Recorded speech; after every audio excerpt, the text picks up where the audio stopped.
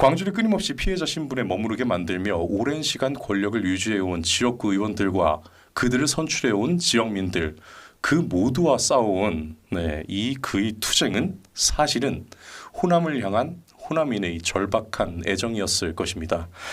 여러분, 주동식 호남 대한포럼 대표 모십니다. 안녕하세요. 네, 안녕하세요. 반갑습니다. 네. 아이고 정말 또 뉴델리에 또 이렇게 귀한 시간을 내주셔서 진심으로 감사드립니다. 아이고 불러주셔서 감사합니다. 아니 저희가 덕을 많이 보고 있더라고요. 보니까 그때 왔다 가시고 나서도 뭐 몇만 회가 이렇게 바로 조회수가 나왔는데 이후에도 스테디하게 계속 쌓여가지고 오늘 기준으로 봤을 때 17만 회가 훌쩍 넘었더라고요. 아이고 여기 들어주셔서 감사하죠. 이렇게 인기가 많으신데 참 정말 자주 좀 뵙고 싶은 그런 마음이 드네요. 네, 감사합니다. 네, 일단은 시청자분들께 그래도 인사 한번 좀 부탁드릴까요? 네, 저기 뭐 아시는 분은 아시겠지만 제가 그 광주 전라도 광주라고 흔히 그러시죠. 광주 광역시 출신이고 또 좌파 출신입니다. 그리고 이제 그런 제 출신을 벗어나서 이제 우파로 와가지고 이야기를 하는데 사실 제 이야기가 좌파나 호남에게도 불편한 이야기지만 우파 진영의 시민들에게도 불편하게 들리는 경우가 많습니다. 좀 오늘도 그런 아마 이야기가 될 수도 있을 것 같은데요. 너그럽게 받아주시고 좀 열린 마음으로 들어주셨으면 하는 마음입니다. 감사합니다. 네, 그런 것 같아요. 진실에 필연적으로 수반되는 그 불편함이 있죠. 하지만 그걸 견뎌내고 진심으로 받아들였을 때 우리가 또 개선의 여지가 생기는 거니까요. 네, 그렇습니다. 최근 칼럼을 잘 읽었습니다. 5.18은 미완성 상태다라고 표현하셨어요. 어떤 의미로 하신 말씀이십니까? 이건 제가 호남인의 입장에서 5.18을 바라봤을 때 저 말씀드리는 말씀인데요. 네. 5.18이라는 게 이제 어떻게 보면은 대한민국에 있어서 그리고 1987년 체제 6공화국을 만든 사실은 가장 결정적인 계기가 됐던 사건이거든요. 그렇죠. 그런데 그리고 민주화를 상징하는 것이기도 하고요. 그런 측면에서 본다면 5.18이 가지는 의미가 그 호남의 광주의 5.18, 호남만의 5.18이 아니라 대한민국의 5.18로 좀 승화돼야 되고 받아들여져야 되거든요. 그런데 이 부분이 지금 그렇게 되기는 굉장히 어려운 측면이 있고 한계가 있는 부분이 뚜렷하다고 봐요. 이게 누구에게 책임이 있는가? 저는 사실 양쪽에 다 일정 부분씩 책임이 있다고 보는데 그런 점에서 이유와 원인을 어떤 거 따지기 전에 결과적으로 지금 5.18은 호남만의 광주만의 5.18로 지금 남아 있고 그것에서 지금 그래서 호남이 그걸 극복하기 위해서 5.18을 헌법 전문에 한다는 요구도 하고 있고 그렇긴 한데 저는 그게 좀 서로 그게 된다 하더라도 헌법에 그게 들어간다고 그래가지고 대한민국의 5.18이 아니라 광주와 호남만의 5.18로 남아있는 이 한계가 벗어날 것인가 저는 그게 좀 한계가 있다고 생각이 들거든요. 강제적 수단으로는 한계가 있다. 저기 오히려 더 국민적인 갈등만 더 심화시키지 않겠냐. 거부감이 더 많이 들 것 같은데요. 지금도 그렇고 저는 5.18이 헌법의 전문에 들어가고 안 들어가고 떠나가지고 5.18에 대한 어떤 국민적인 수용이 전제되지 않으면 안 되고 전제돼야 된다는 생각이 들고요. 그를 위해서는 호남의 변화도 반드시 전제돼야 된다. 저는 그런 생각을 하게 됩니다. 그러니까 이게 국민적인 이해를 얻기 위해서는 호남 자체에 대한 변화가 먼저 이제 전제가 돼야 되고 이것이 수반되어서 국민 정서상 이게 다 받아들여야지 이게 어떻게 강제적으로 눌러서 될 일은 아니다 말씀하시는 거죠. 그리고 이제 이야기가 약간 좀 더 먼저 좀 나오기는 그렇습니다만은 저는 5.18 자체는 인정을 해야 한다고 보는 편이에요. 5.18이 아까도 말씀드렸다시피 여기 민주화의 상징 같은 사건이고 또 그걸 계기로 해가지고 6공화국이 만들어졌거든요. 지난번에도 말씀드렸습니다만 6공화국이 대한민국 1공화국부터 5공화국까지 다 6개 공화국 중에서 가장 오래 유지되고 있는 공화국이에요. 그리고 앞에 기간에 다 합친 것만큼이 그렇죠. 지금 이제 그건 뭔 이야기냐면은 대한민국 국민들에게 그 민주화가 6공화국이 대한민국 헌정 질서, 대한민국의 정체성 그 자체로 받아들여지고 있다는 의미예요. 그러면 민주화는 굉장히 중요한 의미인데 동시에 이렇게 민주화는 받아들여지면서도 민주화를 불러일으켰던 5.18은 받아들이지 않는다는 것은 어떤 의미가 있냐면은 호남이 대한민국의 5.18을 대한민국의 어떤 가치로 받아들이지 못하게 만드는 그런 저는 호남에 문제가 있다고 생각을 해요. 맞아요. 그게 이제 이를테면 저는 이제 그 주사파와 호남의 연대 좌경화의 문제라고 생각을 하거든요. 민주화는 분명히 저기 6공화국을 만든 사건이고 대한민국을 유연화, 개방화, 다양화 합리화로 이어진 그 사건이 맞는데 그것을 지금 현재는 그 5.18 그 민주화의 가치를 좌경화로 오염시키고 있는 주역이 저는 호남이라고 생각을 해요. 이 부분에 있어서 지금 호남에 대해서 제가 사실은 활동을 시작하게 된 것도 이 호남 혐오에 대한 문제를 제기하고 이것과 싸우려고 활동을 시작했습니다만 그렇죠. 호남 혐오 문제가 단순히 호남을 혐오하는 사람들에게 대해서 비판하고 그 사람들에 대해서 좀 나무라고 그런다고 해서 해결될 문제가 아니고 호남 혐오를 불러일으키는 호남의 근본적인 문제에 대해서 이거 호남이 스스로 바꿔야 된다고 생각이 들어요. 여러 가지 이유가 있겠지만 호남 혐오를 불러주는 가장 중요한 현상은 두 가지가 있습니다. 하나가 좌경화, 깨끗 말해서 친북 종중의 현상이. 친북 종중. 그러니까 좌경화라는 거죠. 이것을 우리나라 국민들이 받아들이기 어려운 측면이 있는 거고.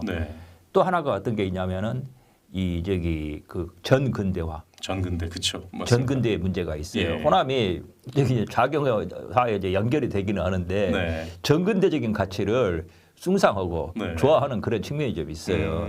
이게 이를테면 이제 산업화에 대한 거부감, 산업화에서 소외가 됐잖아요. 호남이. 그렇죠. 그 소외의 그 감정이 남아 있는 그 것 반발 같아요. 때문에 산업화가 사실은 근대화잖아요. 그렇죠. 근대화 자체, 근대화의 그 가치를 거부하는 정서가 생기게 됐거든요. 그래서. 그런데 사실은 지금 대한민국은 그 전 세계 국가에서도 그 거의 선진국의 반열에 들어선 나라고 근대화가 이루어진 나라란 말이에요. 근데 호남은 전 근대적인 질서를 내면화하고 있다, 가치를 내면화하고 있단 말이에요. 그리고 이 전 근대적인 가치를 내면화하고 그러니까 한마디로 좀 낙후돼 있고 깨놓고 봐서 덜 떨어져 보이고 그다음에 시골스러워 보이고 이런 부분이 호남에 있단 말이에요. 이런 부분하고 거기에 겸해가지고 친북 종중, 좌경화 이 문제가 결합이 되니까 호남에 대한 혐오가 안 생길 수가 없는 거예요. 그러네요. 그러니까 이게 혐오감이라는 게 되게 이질감이잖아요. 그렇죠. 우리랑 다르다 하는 느낌이거든요. 호남에 대한 혐오가 이 이질감에서 나는 연유한다고 생각을 해요. 우리가 굉장히 이게 문제가 좀 짚어야 할 부분이 사실은 제가 어렸을 때만 해도 그 어글리 코리아라는 말이 있었어요. 어글리 코리아, 있었잖아요. 그쵸, 코리아 타임이라는 것도 있었고 한국 외국에서 비춰지는 한국인의 이미지가 어떤 거였냐면은 약속 안 지키고 뒤통수 치고 30분은 무조건 늦는. 한마디로 좀 그 근대적인 질서가 체화되지 않은 사람들이라는 이미지였거든요. 이게 한국에 대한 그저 혐오 같은 게 있었다면 그런 핵심이었는데 이게 지금 호남에 대한 혐오하고 있잖아요. 성격이 거의 비슷해요. 그럼 그게 아직 개선이 안 되고 남아 있다고 볼 수도 있겠군요. 그렇죠. 그러니까 근대화가 덜 된 전근대의 풍습이 가장 남아 있고 문제는 전근대의 풍습이 남아 있는 게 아니라 이걸 내면화하고 정당화하고 있단 말이에요. 호남이 전근대가 옳은 거다. 근대가 나쁜 거고 우리는 전근대로 돌아가야 한다는 식의 가치관을 가지고 있고 그걸 주장을 하고 있는 호남의 분위기가 굉장히 강해요. 사실 호남에 하는 이야기 들어보면은 환경운동 같은 게 사실은 그 대표적인 거거든요. 그렇네요. 개발을 반대하고 맞아요. 과거로 돌아가자는 사실은 그런 게 굉장히 강하게 깔려 있잖아요. 그것이 어떤 중심이 그 근원이 저는 호남이라고 생각을 해요. 그러니까 좀 심하게 말하면 호남 때문에 대한민국이 발목을 붙잡혀 있다. 이런 이야기까지 좀 나올 수가 있는 거거든요. 제가 그래서 자주 하는 이야기입니다만은 대한민국이 호남화되고 있다. 과거에는 호남에만 이게 적용되는 질서였고 그러니까 저는 옳지 않은 표현이라고 생각하고 문제가 있다고 생각합니다만은 대한민국 우파 시민들이 주로 많이 합니다만은 꼭 우파 시민만도 아닌 것 같더라고요. 요즘 보니까 호남에 가려면은 여권 가져가야 된다고 그런 이야기 우스갯소리 같기는 하지만 사실 이게 굉장히 날카로운 약간 좀 비꼬는 말이었죠. 근데 일면에 진실이 담겨 있어요. 다른 나라로 느껴지는 거예요. 이런 부분이 이게 개선되지 않으면은 저는 5.18이라는 가치가 이건 우파 시민들이 또 인정을 해야 한다고 생각하고 우파 시민들이 굉장히 약점이라고 생각을 해요. 특히 북한군 투입설 같은 거 이거 저도 좀 살펴봤는데 그게 하나라도 증거가 나온 게 아니잖아요. 다 그 부정이 됐잖아요. 그 광수설을 둘러싼 음모론들이 사실 명확한 증거가 밝혀진 게 없잖아요. 거의 다 부정되고 있죠 지금. 그동안 증거라고 제시했던 것들이 다 부정되고 있는데 이런 상황에서 5.18이 북한군이 왔다. 뭐 이런 이야기 하는 것은 어떻게 보면 대한민국 국민들 속에서 우파가 지금 고립되고 소수화되는 그런 계기라고 보거든요. 그런 측면에서 이렇게 지금 양쪽이 다 문제가 좀 있기는 있어요. 호남은 5.18이라는 것을 중요한 가치를 가지고 있으면서도 이걸 스스로 오염시키고 네. 작용화, 주사파와의 연대 속에서 작용화시키고 있다는 문제가 있고 네. 우파는 또 너무 그 뭐라 그럴까 편협돼 있다 그럴까 배척만 하는. 네, 네. 좀 그런 부분의 문제를 저는 개선을 해야 된다고 보는데 일단은 호남의 입장에서 본다면은 대한민국의 가치로 승화돼야 할 5.18에 호남만의 것, 광주만의 것으로 묶여 있다. 그러네요. 이것은 저는 호남이 자초한 측면이 굉장히 강하다 이렇게 생각을 하고 있습니다. 그러니까 이제 말씀을 듣고 보니까 이 산업화 같은 경우는 영남이 독식을 하지도 않았고 이게 전 국민적인 이제 가치화가 됐는데 물론 그때 이제 호남은 좀 소외되어 있었죠. 근데 민주화의 가치는 진짜 말 그대로 좀 약간 독식이 되어가지고 예. 그 찬란한 유산을 스스로가 좀 이렇게 더럽히고 있는, 망가뜨리고 있는 그런 문제가 생기네요. 민주화는 이제 다 어떻게 보면 예. 보편화되고 있고 네. 그렇기는 한데 5.18의 문제가 있는 거죠. 네, 그러니까 그렇죠. 5.18에 대해서 저기 우파 시민들도 네. 저기 다른 지역의 호남 말고 다른 지역의 대한민국 시민들도 예. 인정할 수 있는 그건 저는 호남의 태도 변화가 선행돼야 된다 그렇게 생각을 하고 있습니다. 그렇습니다. 뭐 방금도 말씀하셨지만 예, 선생님께서는 5.18 자체에 대해서 부정하시는 것은 예, 아니잖아요. 5.18이 선생님께서 생각하시는 5.18은 이제 어떤 의미? 그러니까 이게 전국민적 합의라는 그 개념을 좀 가져와 보겠습니다. 전국민적 합의로 좀 인정이 될 수 있는 범위는 어디까지라고 보시나요? 저는 이제 5.18이 네. 그 저기 많은 우파 시민들이 오해하고 있는데 예. 5.18 당시부터 지금 호남이 광주가 작용화되고 그다음에 친북적인 성향을 보이고 있는 게 사실은 이제 부인할 수 없다고 생각을 해요. 예. 그 민주당 자체가 지금 그렇지 않습니까? 네, 그렇죠. 그런데 5.18 당시에는 호남이 저기 그 5.18이 어떤 성격이었냐면은 그건 대한민국 헌정 질서 수호를 위한 투쟁이었어요. 네. 그건 뭘 보면 알 수 있냐면은 당시 시민군들이 물론 이제 많은 시민들이 싸우고 그러면서 왜 여러 가지 문제도 없었겠습니까? 당연히 네. 문제도 있었고 그렇다고 보는데 당시에 태극기를 들고 나왔고 애국가 불렀고 예. 그다음에 저기 플랜카드도 많이 걸렸는데 네. 국회는 오판 말라. 그러니까 이걸 악용하지 마라 이제 그런 이야기도 하고. 국회는 오판 말라. 예, 현수막에 걸려 있는 게 사진도 지금 찍혀 있어요. 예. 이런 부분 그리고 더 결정적인 게 당시에 여기 그 사실은 무질서 상태 어떻게 보면 해방구였잖아요. 네. 좌파들이 하는 말로는 해방구였는데 그렇죠. 해방구였는데 뭐 흉악한 사건이지 않습니까? 네. 흉악 범죄는 거의 없었단 말이에요. 이런 것은 뭔 이야기냐면은 당시 시민들이 어쨌든 대한민국 헌정 질서를 수호하는 그런 차원에서 일어난 투쟁이었고 예. 희생이었다고 봐야 돼요.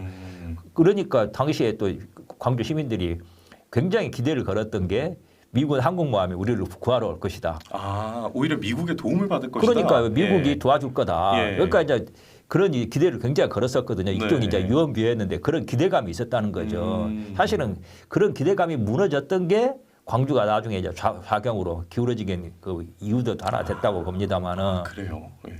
그래도 분명한 것은 당시 광주 시민들에게 보기에는 어떤 거였냐면은 신군부가 네. 쿠데타 세력이었던 거예요. 예, 그렇죠. 예. 쿠데타라는 거 있잖아요. 헌정 질서에 대한 그 반군이잖아요. 네. 그러니까 당시에 그건 분명한 것은 광주 시민들이 봤을 때는 쿠데타군, 소위 말해서 신군부가 쿠데타를 일으켜서 대한민국 헌정 질서를 파괴하려고 네. 느꼈던 거고 그것에 저항해서 싸운 거라고 하는 거지 거기서 뭐 북괴군을 이용해가지고 북한 편을 들고 어찌고 그건 전혀 아니었다는 거죠. 예. 이런 부분에 있어서는 인정할 건 인정해야 한다고 생각을 해요. 물론 저는 이제 저는 그 전두환 대통령에 대해서도 인정을 해야 되고 그분의 네. 업적을 인정해야 된다고 주장을 해요. 그렇죠. 그러니까 저는 그렇게 보는 편입니다.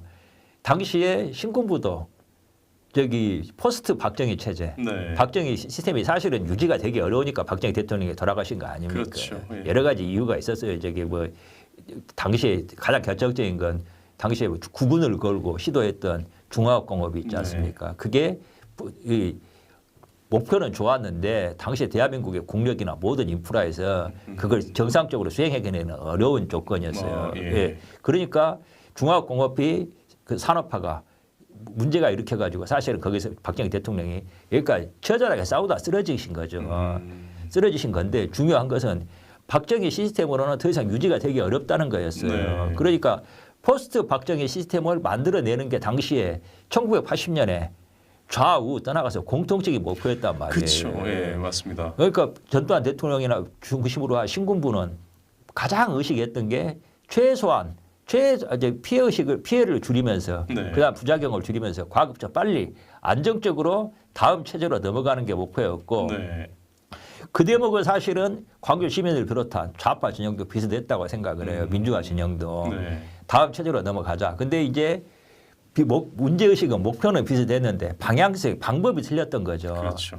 전두환 대통령을 비롯한 신군부는 그 소위 말해서 삼김 세력에게 지금 당장 넘겨줘서는 안 된다는 네. 입장에서 안정적으로 가야 한다. 그리고 저는 당시에 대한민국의 소위 말해서 재벌이나 그러니까 재계나 예. 그다음에 지식인 계층 그리고 소위 말해서 그 오피니언 리더급들은 다 신군부 입장이었을 거라고 저는 생각을 해요. 그랬던 것 같습니다. 제가 보기에는 예. 왜냐하면 그 당시에 별로 이게 여기 소위 말해서 그 민주화운동 세력을 제외한 다른 세력들은 신군부나 이런 부분에 대해서 특별한 반발이 나오지 않았어요. 그거 보면은 포스트 박정희 시스템으로 옮겨가되 가급적 무리가 없는 방향으로 그렇죠. 가자는 거였고 여기 삼김을 비롯한 민주화 세력은 좀 더 근본적인 그러니까 좌파니까 급진적인 방향으로 가자는 거였고 그걸 이제 광주 시민들은 손을 들어준 거였다고 보거든요.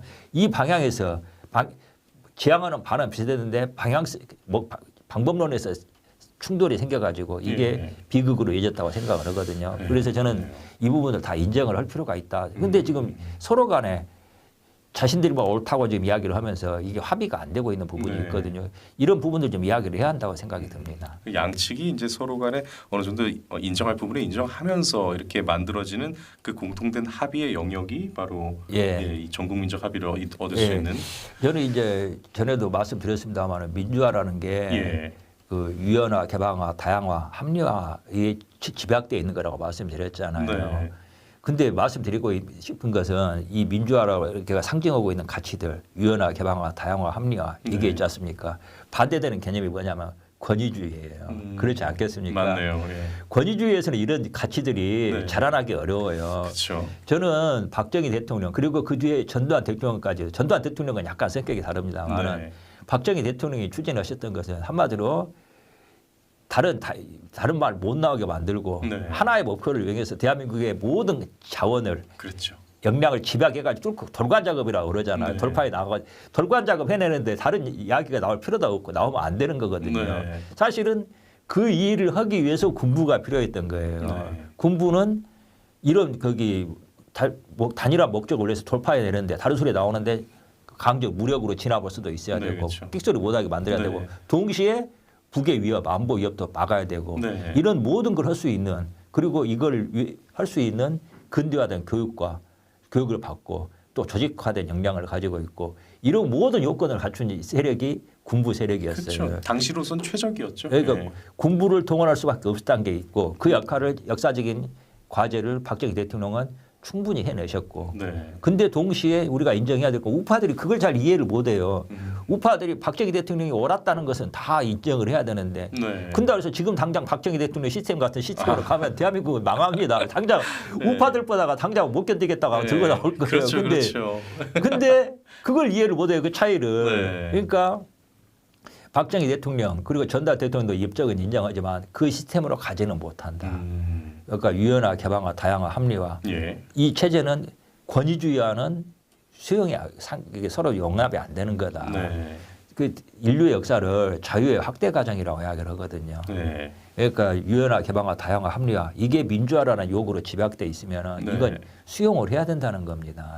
그리고 그 수용을 이게 민주화를 이루어낸 그 가장 중요한 계기가 5.18이었다는 거. 그 피 흘림이 희생이었다는 것은 인정을 해야 되거든요. 저는 그 부분 인정하되 지금 그걸 악용하고 있는 좌파의 문제는 좌파와 호남의 주사파와 호남의 연대가 이 민주화를 오염시키고 대한민국을 완전히 추락시키고 있다는 것은 전혀 같은 이야기거든요. 서로 모순되는 이야기가 아니에요. 그렇죠. 저는 이것을 좀 말씀을 드리고 싶습니다. 맞습니다.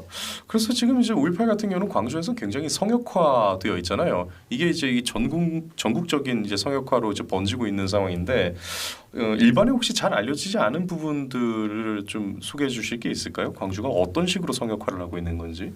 저도 몰랐는데요. 광주가 고향입니다만 이제 한 40년가량 떨어져 있어서 이제 잘 몰랐는데 제가 2020년 4년 전이죠. 이제 총선 때문에 광주에 내려가 가지고 다시 광주에서 생활을 하면서 놀란 게 알게 모르게. 그러니까 우리는 이제 광주에 5.18 단체라 그러면 3개 단체만 이제 알고 예, 있잖아요. 근데 그렇게 5.18 관련된 여러 가지 단체가 많아요. 그 알려진 거 외에도 훨씬 많아요. 그렇죠. 그러니까 네. 도대체 그 단체들이 이제 시민들이 몇 명이나 들어가 있는지를 모르겠는데 네. 그리고 시설이 많아요. 그렇게. 또 이런 것도 있나 또 놀랄 정도로. 예. 그러니까 굉장히 그러니까 좀 깨놓고 말해야 돼. 제가 그런 이야기도 자주 합니다만 제가 여기 그 소련이 망하기 직전에 네. 한 달 전쯤에 소련에 모스크바에 간 적이 있었거든요. 예. 갖고 10박 11일인가 있었다 온 적이 있어요. 붕괴 한 달 전에요? 예. 우와. 그러니까 제가 소련 망하기 직전에 소련을 가서 증인입니다. 예, 그러네요. 그 제가 그걸 이제 그 기획무도 쓴 적이 있고 그런데 네. 저기 그 한 10박 11일 갔다 있으면서 제가 느낀 게 좀 있었는데 네. 그때 모스크바의 인상이 어떤 거였냐면은 그렇게 거대한 기념물이 많아요. 그게 사회주의 특징이 그 모니먼트들을 엄청나게 네, 만들어. 모니먼트들이 그렇게 많더라고요. 네. 근데 사람들은 거의 없어요. 광장이나 이런 걸 해놔도 사람이 가지는 않아요. 사람들이 없어요. 근데 여기 도시 여기 다 제가 일부러 예. 좀 혼자서 많이 걸어다녀 봤거든요. 네. 근데 그렇게 여기저기 기념물이 많더라고요. 그리고 그 동상 같은 거 예, 있지 않습니까? 그렇죠. 예. 그 사회주의 영웅들 있지 않습니까? 네. 동상도 많은데 네. 참 굉장히 제가 사회주의 국가에 가본 거 그때 처음 해가지고 인상적이었어요. 네. 근데 제가 2020년에 광주 와가지고 돌아다니면서 느낀 게 약간 비슷한 느낌을 받는 거예요. 온갖 5.18에 관련된 시설이 많고 예. 그 기구가 많고 네. 단체가 많고 그래서 야 이거 굉장히 특이한 좀 부분이다. 그 대한민국의 다른 지역과는 달리 약간 사회주의 분위기가 물씬 나게 그런 모니먼트들이 좀 많이. 저는 그렇게 느꼈어요. 그럼 거기서 사는 사람들 결국은 보고 이제 느끼는 게 좀 정서에 영향을 많이 미치잖아요. 저기서 느끼죠. 그러니까 예. 광주 시민들도 깨놓고 해야겠는데 예. 여기 외부에서 5.18을 비판하면 반발하지만 네. 내부에서는 5.18 징하다는 소리도 많이 해요. 내부에선 그런 얘기가 나와요. 그런 이야기죠. 하죠. 저도 일부러 조사해보지는 않았지만 택시 예. 타고 가면서 이제 택시 같은 거 많이 타면은 예. 이야기도 이제 눈치 보면서 이야기를 꺼내 보거든요. 네. 그러면 그런 이야기 하시는 분들이 나와요. 그러니까 그분 광주의 특징이 뭐냐면은 자기 검열이 굉장히 강하다는 거예요. 자기 검열. 예. 그러니까 내가 이런 말 해도 되나 하는 검열이 굉장히 강해요. 아. 그러니까 눈치를 보고 제가 아까쯤에 광주가 전근대적인 질서가 강하다고 예. 그랬잖아요. 그 전근대적인 질서 중에 하나가 농촌적인 문화가 남아있는 전근대성하고 농촌하고 연결이 되잖아요. 맞네요. 농촌의 특징이 뭡니까? 그렇죠. 자기 옆집에 숟가락이 네. 몇 개 있는 것도 알고 맞아요. 지금도 우리나라 농촌에 귀농이 있잖아요. 네. 어려운 이유 중에 하나가 그런 텃세, 네. 그 트집 잡고 그 다음에 개입하고 네. 사생활 들여다보고 그런 것 그러니까요. 때문에 굉장히 실은 거 심각한 문제거든요. 맞아요. 네. 그런데 광주가 그런 부분이 강해요. 원래 농촌 공동체의 그 광주 호남 지역이 그러지 않습니까? 네. 그런데다가 그걸 또 내면화했단 말이에요. 그러니까 자기 검열이 강할 수밖에 없어요. 제가 개 이야기 했던 거 기억나실지 모르겠습니다만 개 이야기. 예. 우리나라 저기 광주에 가서 저도 광주에 가서 새삼 들은 이야기입니다만 예. 광주 시민들이 그러게 개이라고 있잖아요. 개 모임. 개 모임. 예. 그걸 많이 한대요. 원래 그 공동체주의가 강한 지역이잖아요. 이 호남 자체가. 근데 지금 다른 지역 특히 그 근대 도시에서 요즘에 안 하는데. 거의 안 하잖아요. 예. 옛날에 개의 기능이라는 게 사실 어째 사구명적인 기능을 했잖아요. 그러니까요. 근데 요즘 누가 그런 사구명에 그 의존합니까? 그렇죠. 그렇게 금융 서비스가 발달한 시대에 네. 그러니까 개 모임이라는 게 별로 그 기능이 없어졌잖아요. 근데 광주는 개를 많이 한대요. 여전히. 네. 개를 많이 하고 개를 많이 한다는 이야기가 이게 개가 중요한 게 보다도 이게 무엇을 드러내는 거냐면은 서로 사탓이 들여다본다는 이야기예요. 그러니까 이게 이렇게 연결을 시킴으로 인해서 서로 간에 이제 감시 체제가 그렇죠. 머릿속에 뭐가 저 사람이 무슨 생각하고 있는 거 있잖아요. 모를 수가 없는 그런 구조가 돼 있어요. 대도시인데도 예. 그런 농촌 질서 있지 않습니까? 예. 굉장히 강하게 작용하는 지역이에요. 근데 이게 약간 좀 생경한 게 그러니까 호남인들이 이제 수도권이나 이런 데 호남 향후회 등지 통해서 이렇게 굉장히 똘똘 뭉친다라고 이제 알고 있는데 네, 그것도 그런 부분과 영향 관련이 좀 돼 있습니다. 서로 간에도 그렇게 서로 간에는 완전히 믿을 줄 알았거든요. 근데 그 안에서도 좀 신경 쓰나 봐요. 저기 광주도 사람 사는데고 네. 사람이 머릿속 눈으로 보고 듣고 생각하는 게 있는데 네. 민주당에서 잘한다고 생각하는 건 불가능하죠. 제가 저도 이제 이 이야기는 들은 이야기인데 네. 광주 시민들 가운데 한 40% 정도는 민주당에 대해서 불만을 갖고 있다고 그래요. 오, 40%나. 예, 그 정도는 제가 봐도 그러긴 됩니다. 예. 단지 그걸 표현하기는 굉장히 어려워해요. 그럼에도 불구하고 이게 국민의힘을 찍지는 못하는 그런 것도 있고 예. 동시에 그러니까 두 가지가 작용합니다. 결정적으로 국민의힘만은 안 된다는 자기 어떤 것이 또 있지만 네. 동시에 민주당에 대한 불만이 있어도 다른 사람보다 노골적으로 표현하기 힘들어하는. 저 사람은 광주에서 그런 이야기 하고 다니면 대번에 소문이 나요. 네. 저 사람은 어떤 사람이다. 한마디로 말 흔히 하는 말로 이직이다. 이제 그런 식이 되는 거죠. 이직. 예. 광주는 이게 거대한 일종의 좀 심하게 말하면 카르텔이 돼 있어요. 카르텔화 돼 있다. 가령이 작으면 장사라도 하고 사업이라도 하는 분들에게는 이직이란 말이 광주에서 얼마나 치명적이겠어요. 그러면 그 자영업하시는 분은 거의 뭐 폐업 굉장히 위기. 불리한 위치에 속하는 거죠. 예. 그러니까 이게 자기 검열이 될 수밖에 없는 그런 부분이 작동을 합니다. 참 생각보다 더 이게 무섭네요.